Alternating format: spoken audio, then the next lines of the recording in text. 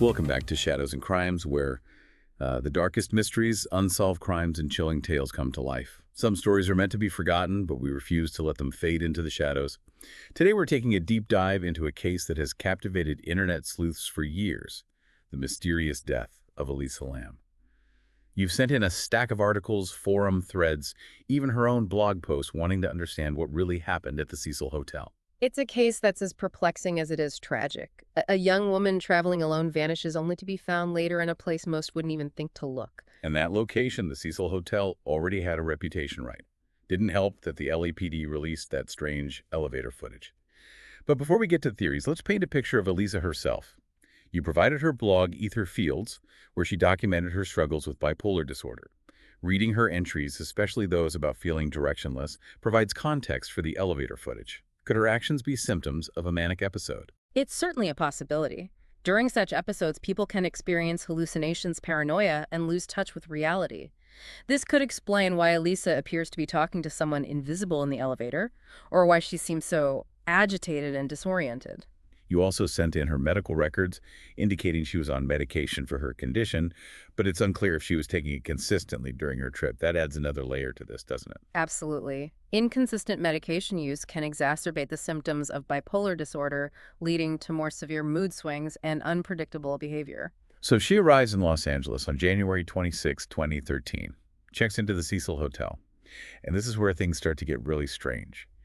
You included articles about the hotel staff moving her from a shared room due to complaints about her odd behavior. Odd how? Do we know exactly what her roommates observed? Unfortunately, the details are vague. However, the fact that she was moved suggests her behavior was concerning enough to warrant a change, perhaps even raising concerns for her well-being. Then on January 31st, Elisa is supposed to check out and head to Santa Cruz but vanishes. Poof, gone. No one sees her leave the hotel, and her family back in Canada reports her missing when she doesn't check in with them. And this triggers a frantic search by the LAPD, but they're initially coming up empty-handed. Now this is where the infamous elevator video enters the picture. You specifically wanted to unpack this footage, and honestly it is unsettling to watch. Released by the LAPD on February 13th, it shows Elisa inside the elevator, but her behavior, it's erratic, almost like she's in another world. Let's break it down moment by moment using the expert analysis you provided in this article. She presses multiple buttons, seemingly at random. She peeks out of the elevator as if hiding from someone, then darts back in. Then there's that strange moment where she steps out and seems to be pressing her hands against the walls, almost feeling her way around. It's almost as if she's trying to communicate with someone we can't see, or perhaps she's experiencing sensory distortions, another possible symptom of a manic episode. And the elevator doors won't close. This detail often gets overlooked, but it adds to the strangeness of the footage. Could it be a malfunction, or is there something more to it? The internet went wild with theories, some blaming supernatural forces, others suggesting foul play. But what stands out to you as an expert looking at this footage, considering Elisa's condition? For me, it's the combination of paranoia, disorientation, and seemingly involuntary movements that suggests a possible psychotic break. It's heartbreaking to watch knowing what we know now. So while the world is glued to this bizarre elevator footage, the search for Elisa continues. Then on February 19th comes a chilling discovery. Guests at the hotel start complaining about water pressure issues and discolored water. A maintenance worker investigates and makes a horrifying discovery on the hotel roof.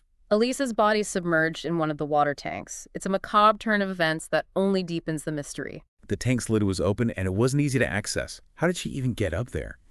The coroner ruled accidental drowning, but how did she get onto the locked roof?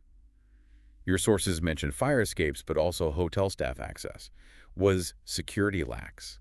This could be crucial to understanding if her death was truly accidental or if someone else was involved. You've also highlighted several articles discussing the layout of the hotel. The Cecil was known for its maze-like corridors and multiple stairwells, some with access to the roof. Could Elisa have simply wandered up there, disoriented, and lost in her own world? It's a possibility, but it doesn't explain how she got into the water tank itself. Those things aren't exactly easy to open, especially for someone in a potentially vulnerable mental state.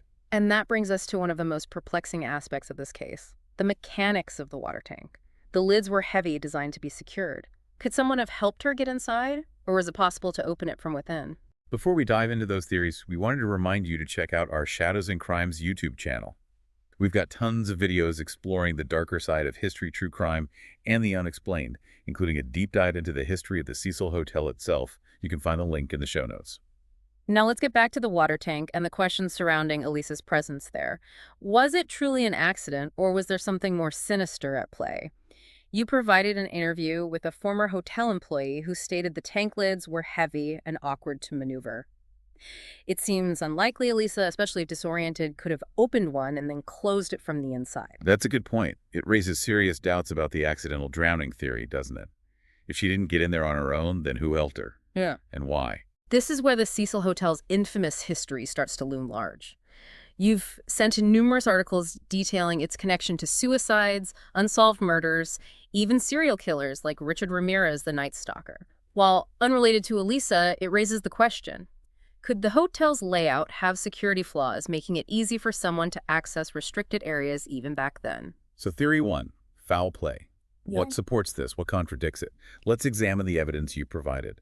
The autopsy found no signs of trauma on Elisa's body, right? Correct. The coroner concluded there was no evidence of physical assault or struggle. However, you've highlighted a toxicology report that's interesting. Okay, this is where it gets intriguing. What did the toxicology show? Was she drugged? No, the toxicology didn't reveal any drugs besides her prescribed medication. However, it's important to remember that certain substances can metabolize quickly, leaving no trace weeks later. This has led some online investigators to suggest she might have been incapacitated with something undetectable by the time the autopsy was performed. That's a chilling thought. But wouldn't someone have noticed her being taken up to the roof? Or seen something suspicious? Not necessarily. The Cecil, as you pointed out in your research, was notorious for its transient population, with people coming and going at all hours. It's plausible that someone could have gone unnoticed, especially if they were familiar with the hotel's layout and security blind spots. Okay, so we have a potential motive. The hotel's history suggests it wouldn't be the first time someone met a grim end there. We have opportunity. Security might have been lax enough for someone to access the roof undetected, but we lack a suspect and a clear method. What about the theory that Elisa's death was somehow linked to the Cecil's darker side, the paranormal theories? The supernatural angle. This is where things get less about concrete evidence and more about speculation, often fueled by the hotel's unsettling reputation. You've included several forum discussions where people claim the Cecil is haunted, even suggesting Elisa might have been influenced by some malevolent force. It's tempting to connect the dots that way, isn't it? Especially with a case as mysterious as this one. But can we really attribute her actions to the supernatural? While the Cecil's history is undeniably eerie, we have to be careful not to let its reputation cloud our judgment. Attributing Elisa's death to paranormal activity is a leap of faith, lacking any real evidence to support it. Taking a step back here, it's easy to get lost in theories. But at the heart of this is a young woman who lost her life. Her struggles resonate even today, as your interest in this case shows. Let's not forget the human element amidst all the mystery. Agreed. It's crucial to approach this case with both empathy and a critical eye. We need to balance the allure of the unknown with a respect for the facts and for Elisa's memory.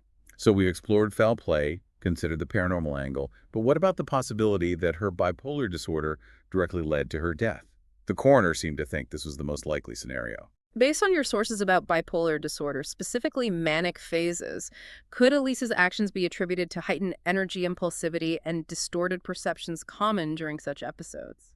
Absolutely. We know she wasn't taking her medication consistently, which could have made her symptoms more severe. Could she have, in a state of confusion or delusion, wandered onto the roof and somehow fallen into the water tank? It's possible, but there are still those unanswered questions. How did she get past the locked doors? How did she manage to close that heavy lid from the inside? These details don't align neatly with the accidental drowning theory. You've also included articles discussing the possibility of sleepwalking, a behavior sometimes associated with bipolar disorder. Could she have sleepwalked onto the roof and into the tank? While sleepwalking can lead to unusual and even risky behaviors, it's typically limited to familiar environments. It seems unlikely Elisa in an unfamiliar hotel would navigate her way to a restricted rooftop and into a water tank while sleepwalking. So we're left with more questions than answers, aren't we? Each theory has its flaws, its gaps in logic. It's almost as if we're dealing with two separate puzzles. Elisa's erratic behavior leading up to her disappearance and the circumstances surrounding her presence in the water tank.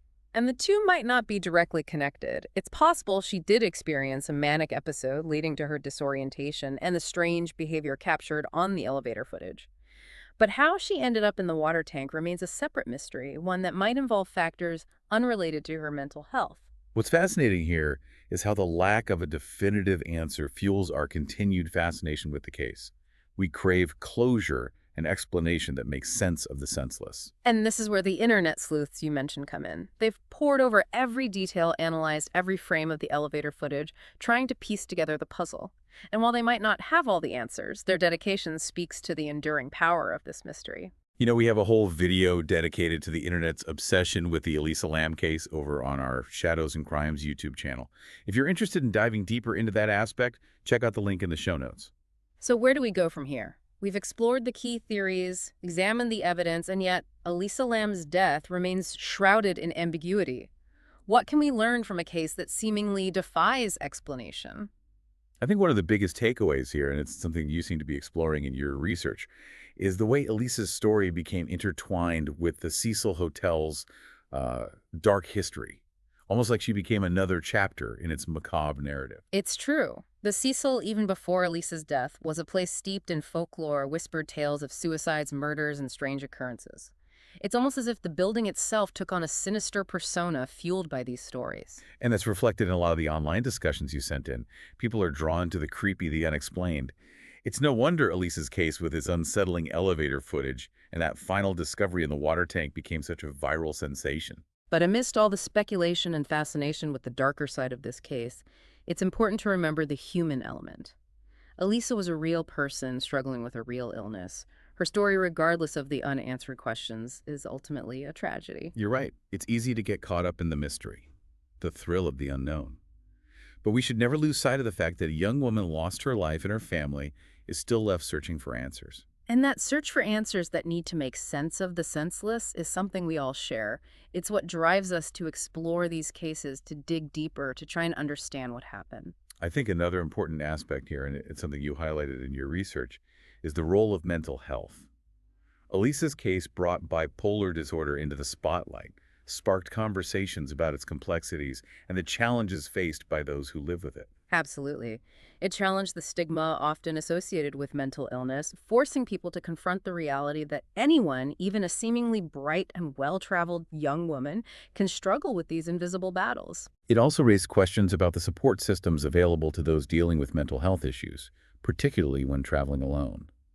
Could more have been done to help Elisa? Were there missed opportunities to intervene? Those are questions worth considering, not just in Elisa's case, but in a broader societal context. How do we as a community better support those struggling with mental health, ensure they have access to the resources they need, and create a more understanding and empathetic environment? You know, thinking about your request and all the material you provided, I'm struck by the enduring power of mystery. It's been over a decade since Elisa's death, and yet here we are, still dissecting the details, searching for answers that might never come. It speaks to a fundamental human need to understand the world around us, to impose order on chaos. When faced with something as inexplicable as Elisa's death, we try to fill in the gaps, connect the dots, create a narrative that makes sense. And sometimes those narratives lead to more questions, more uncertainty. But that's part of the journey, isn't it? The search itself can be as illuminating as the answers we find. Precisely. And perhaps that's the ultimate lesson of Elisa Lam's story. It's a reminder that sometimes the most profound mysteries are those that remain unsolved, prompting us to continue questioning, exploring, and seeking understanding. Well, we may never know for certain what happened to Elisa Lam, but her case serves as a reminder of the fragility of life, the enduring power of mystery, and the importance of empathy and compassion when dealing with those who struggle with mental illness. If this deep dive has sparked your curiosity about other unsolved mysteries or the darker side of human nature, head over to our Shadows and Crimes YouTube channel. You'll find a treasure trove of videos exploring true crime, the unexplained, and the chilling tales that keep us up at night. Thank you for joining us on this journey into the shadows. We hope it's left you with more than just chills, but also a deeper understanding of the complexities of this case and the enduring power of Elisa Lam's story. And until next time, stay safe, stay curious, and keep questioning the unknown. Thank you for listening to the Shadows and Crimes podcast.